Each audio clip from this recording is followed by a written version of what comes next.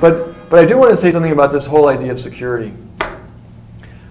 Years ago, I went through a divorce, and there was a time where you could get pretty low, where I felt like I could lose everything, and the only thing that was important was my daughter and son. I mean, I wanted that was the most important thing, was how do I make sure that Acacia and Keystone are going to be safe.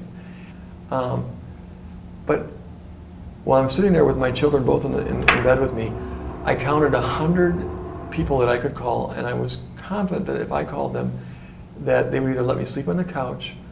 I think someone would have said, Paul, you can sleep, I will sleep on the couch, and you can sleep on the bed with your kids. That's security, that's economic security. And that's relationships, it has nothing to do with money.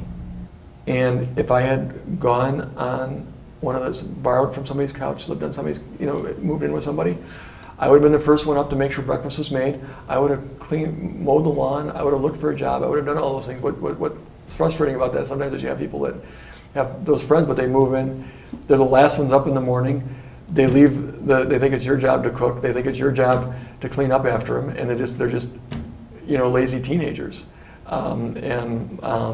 As Maya Angelou says, tired ain't lazy. And so you've got to make sure that people that maybe want to call in that they understand that responsibility is very important in your household, and they need to demonstrate that. And that's where we can be the best friend to those people by saying, get out there and get a job. We'll help you. Can you watch the kids this afternoon while I go to work? Can you, make it sure that they're not getting into depression is when we're not active in life and where we're not living.